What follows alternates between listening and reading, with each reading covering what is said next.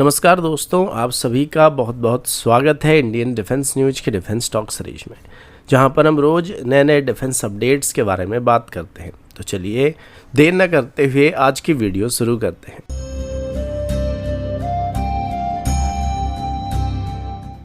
आज की पहली अपडेट डीआरडीओ के स्टार मिसाइल प्रोग्राम की तरफ से है, जो इंडियन मिसाइल डेवलपमेंट इकोसिस्टम के लिए काफ़ी इंपॉर्टेंट माइलस्टोन माना जा रहा है। दोस्तों, डीआरडीओ का स्टार मिसाइल, जिसका full form supersonic target air breathing ramjet होने वाला है, अभी ऑफिशियली फेज़ 3 डेवलपमेंट स्टेज में एंटर कर चुका है। ये फेज किसी भी सिस्टम के लिए सबसे ज़्यादा क्रिटिकल होता है, क्योंकि इस स्टेज पर full system integration, propulsion calibration और हाई एंड वैलिडेशन ट्रायल को कंडक्ट किया जाता है। स्टार मिसाइल का प्राइमरी रोल अभी एक high performance supersonic target missile का होने वाला है, जिसका यूज़ इंडियन नेवी और इंडियन एयरफोर्स के एयर डिफेंस क्रू को रियलिस्टिक सुपरसोनिक थ्रेट के अगेंस्ट में ट्रेन करने के लिए किया जाने वाला है। मतलब ये मिसाइल एनिमी के इनकमिंग फास्ट और अजाइल वेपन जैसा बिहेव करने वाला है। इससे हमारी एयर डिफेंस रेडीनेस को टेस्ट किया जा सकता है। अभी खास बात ये कि स्टार सिर्फ एक टारगेट मिसाइल तक लिमिटेड नहीं रहने वाली है। सोर्सेस के मुताबिक कि स्टार प्लेटफॉर्म को बेस करके एक फ्यूचर एंटी एवैक्स एयर टू एयर मिसाइल को भी डेवलप करने का प्रपोजल दिया गया है। यह डेवलपमेंट अस्त्र मार्क 3 प्रोग्राम के पैरेलल में देखा जा रहा है, जो 300 से 350 किलोमीटर क्लास का long range air to air missile होने वाला है, जिसका प्राइमरी रोल एवैक्स, टैंकर एयरक्राफ्ट और हाई वैल्यू एयरबोर्न थ्रेट को न्यूट्रलाइज करने के लिए किया जाने वाला है। स्टार का प्रोपल्शन आर्किटेक्चर और एरोडायनामिक प्रोफाइल इसको फ्यूचर में एक ultra long range interceptor missile के लिए एक स्ट्रॉन्ग कैंडिडेट बनाने वाला है। फेज 3 में डीआरडीओ अभी सीकर इंटीग्रेशन, स्ट्रक्चरल रीइंफोर्समेंट और टर्मिनल फेज परफॉर्मेंस को वैलिडेट किया जाने वाला है। अगर ये ट्रायल सक्सेसफुल रहते हैं तो स्टार मिसाइल का लार्ज स्केल प्रोडक्शन जल्दी ला जा सकता है, जिससे नेवी और एयरफोर्स की रूटीन एयर डिफेंस ट्रेनिंग को नेक्स्ट लेवल पर लिया जा सकता है। कुल मिलाकर स्टार प्रोग्राम सिर्फ एक टारगेट मिसाइल नहीं है, बल्कि फ्यूचर के ramjet based long range combat missile के लिए एक स्ट्रॉन्ग टेक्नोलॉजिकल फाउंडेशन होने वाला है, जो भारत की एयर डोमिनेंस स्ट्रेटेजी में एक गेम चेंजर रोल प्ले करने की उम्मीद किया जा रहा है। अगला अपडेट डीआरडीओ के टेक्नोलॉजी डेवलपमेंट फंड यानी टीडीए प्रोग्राम की तरफ से है, जिसके अंदर अभी भारत की तरफ से एक next generation drone swarm warfare की डायरेक्शन में काफ़ी बड़ा स्टेप लिया जाने वाला है। डीआरडीओ की तरफ से अभी टीडीए फ्रेमवर्क के अंदर एक नया और काफ़ी एडवांस प्रोजेक्ट पर काम करना स्टार्ट कर दिया गया है, जिसका फोकस मल्टीपल ड्रोन के बीच क्लोज फॉर्मेशन फ्लाइंग को डेवलप करने का होने वाला है। ये सिर्फ एक नॉर्मल स्वार्म कॉन्सेप्ट नहीं होने वाला है, बल्कि इसमें ड्रोन को इतना क्लोज और कोऑर्डिनेटेड तरीके से ऑपरेट किया जाएगा कि वो मिलकर एक सिंगल इंटेलिजेंस सिस्टम की तरह काम करने वाले हैं। इस प्रोजेक्ट का कोर आइडिया ये है कि स्वार्म में हर एक ड्रोन के अंदर एक आरएफ रेडिएटिंग एलिमेंट इंटीग्रेट किया जाएगा। मतलब हर एक ड्रोन सिर्फ एक फ्लाइंग प्लेटफॉर्म ही नहीं होगा, बल्कि एक ट्रांसमीटर और रिसीवर मॉड्यूल भी होने वाला है। जब ये सारे ड्रोन क्लोज फॉर्मेशन में ऑपरेट करेंगे तो मिलकर एक वर्चुअल डिस्ट्रीब्यूटेड एंटीना को क्रिएट करने वाले हैं, नेटवर्क को क्रिएट करने वाले हैं, जिसका डायरेक्ट फायदा कम्युनिकेशन, सेंसिंग और इलेक्ट्रॉनिक वॉरफेयर में मिलने वाला है। सिंपल शब्दों में कहा जाए तो इसमें एक सिंगल प्लेटफॉर्म के बदले कई फ्लाइंग एंटीना एक साथ ऑपरेट करने वाले हैं, जिसमें रेंज, रिजोल्यूशन और इफेक्टिवनेस काफी ज्यादा इंप्रूव होने की उम्मीद किया जा रहा है। इस सिस्टम की एक और खास बात ये कि ये डायनामिकली रिकन्फिगरेबल होने वाला है। मतलब मिशन के हिसाब से स्वार्म अपनी फॉर्मेशन को रियल टाइम में चेंज कर सकता है। कभी वाइड एरिया सर्वेलेंस के लिए स्प्रेड आउट होना, कभी फोकस इलेक्ट्रॉनिक अटैक के लिए टाइटली पैक होना, ये सभी बिना ह्यूमन इंटरवेंशन के ऑटोनोमस एल्गोरिथम की मदद से पॉसिबल होने वाला है। एक और बहुत ही क्रिटिकल एस्पेक्ट इन ड्रोन की पोजीशन एक्यूरेसी होने वाली। अब क्लोज फॉर्मेशन में फ्लाई करने के लिए इन ड्रोन्स को मीटर में नहीं बल्कि सेंटीमीटर लेवल की प्रिसीशन के साथ अपनी पोजीशन को मेंटेन करने की जरूरत पड़ने वाली है। इसके लिए इन ड्रोन्स में GPS denied navigation system, inter drone communication system, advance sensor और फ्यूजन एल्गोरिथम को यूज किया जाएगा, जिससे हाई स्पीड मैन्यूवर के दौरान भी इन ड्रोन का फॉर्मेशन स्टेबल रहने वाला है। अगला अपडेट भारत के प्राइवेट डिफेंस सेक्टर की तरफ से आई है, काफी इंपॉर्टेंट और इंटरेस्टिंग डेवलपमेंट की तरफ से है। Bengaluru based aerospace company prime tooling की तरफ से अपना एक indigenously developed infinite Sikar based fire and forget type की माइक्रो मिसाइल को ऑफिशियली शोकेस किया गया था।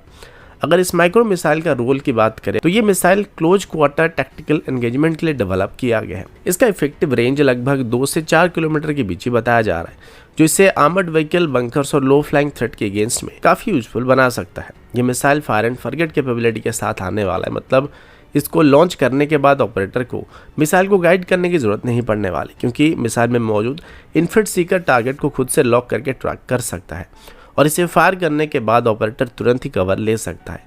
परफॉर्मेंस पैरामीटर पर नजर डालें तो ये माइक्रो मिसाइल एक हाई थ्रस्ट प्रोपल्सन यूनिट से पावर किया जाने वाला है, जो लगभग 800 न्यूटन से लेकर 1 किलोटन तक की थ्रस्ट को जनरेट कर सकता है। इस हाई थ्रस्ट मोटर की वजह से मिसाइल का एक्सेलरेशन काफ़ी फास्ट होने वाला है और मैक्सिमम रेंज तक पहुंचने के लिए मिसाइल बस 5 से 6 सेकंड का ही टाइम लेने वाला है। और इस शॉर्ट रिएक्शन टाइम की वजह से ये बैटलफील्ड में सर्वाइबिलिटी और लेथलिटी दोनों को इम्प्रूव करने वाला है। इस ड्रोन का एक और खास हाईलाइट इसका लाइट वेट कॉम्पोजिट एयरफ्रेम होने वाला है। प्राइम टूलिंग की तरफ से इस मिसाइल के लिए रेसिन और कार्बन फाइबर बेस्ड स्ट्रक्चर का इस्तेमाल किया गया है, जिस वजह से मिसाइल का वेट कम होने के साथ साथ स्ट्रक्चरल स्ट्रेंथ भी बेहतर होता है और इसका मैन्युवरेबिलिटी भी इंप्रूव होने की उम्मीद किया जा रहा है। अगला अपडेट भारत के next generation cruise missile programme की तरफ से है। रिसेंट मीडिया रिपोर्ट से पता चला है कि भारत के long range land attack cruise missile यानी कि LRLACM और long range antiship cruise missile यानी कि LRASHM प्रोग्राम भी स्टेडीली प्रोग्रेस कर रहे हैं और ये दोनों ही मिसाइल आने वाले 3 साल के अंदर ही इंडियन आर्मी और इंडियन नेवी में इंडक्ट करने के लिए तैयार होने वाले हैं। सबसे बड़ा इंपॉर्टेंट बात यह है कि दोनों ही missile indigenous Manik turbofan engine का इस्तेमाल करने वाले हैं, जो DRDO के लिए एक मेजर टेक्नोलॉजिकल माइलस्टोन माना जा रहा है। अगर इस मिसाइल के डिजाइन फिलोसफी के बारे में बात करें तो LRLACM और LRASHM दोनों सबसोनिक क्रूज मिसाइल होने वाले हैं और एक कॉमन कोर आर्किटेक्चर को शेयर करने वाले हैं। इस मॉड्यूलर अप्रोच की वजह से एक ही बेस प्लेटफॉर्म से मल्टीपल वेरिएंट को डिराइव किया जा सकता है, जिससे लैंड अटैक, एंटीशिप और सबमरीन लॉन्च वर्जन को बनाया जा सकता है। सोर्सेज के मुताबिक इंडियन आर्मी के लिए डेवलप किया गया लैंड अटैक वेरिएंट अभी काफी एडवांस स्टेज में पहुंच चुका है और इसने अपनी सभी जरूरी फ्लाइट ट्रायल को कंप्लीट कर लिया है, जिससे मिसाइल के प्रोपल्शन सिस्टम और ओवरऑल डिजाइन की मैच्योरिटी क्लियरली प्रूव हो चुका है। अभी जो फोकस एरिया है वो इंडियन नेवी के लिए एक वॉरशिप लॉन्च्ड एंटीशिप वेरिएंट पर होने वाला है, लेकिन ये वेरिएंट सिर्फ एनिमी शिप्स को टारगेट करने के लिए लिमिटेड नहीं रहने वाला है, बल्कि इसमें लैंड अटैक कैपेबिलिटी भी मौजूद होने वाली है।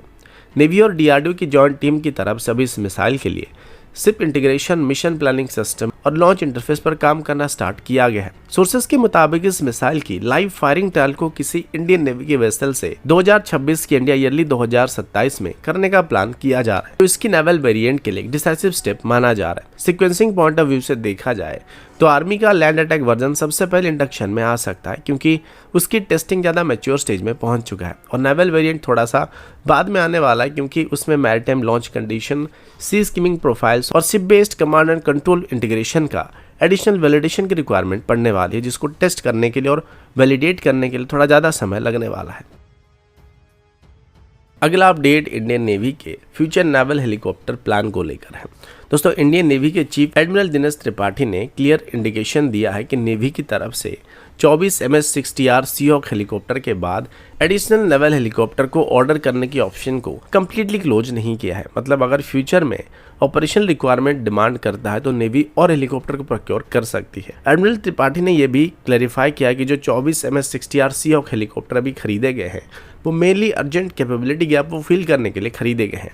इन हेलीकॉप्टर का primary role anti submarine warfare, maritime surveillance और मल्टी रोल नेवल ऑपरेशन होने वाला है। लेकिन इस परचेज का मतलब ये नहीं है कि नेवी फ्यूचर रिक्वायरमेंट के लिए सिर्फ इसी नंबर के ऊपर डिपेंड करने वाली है।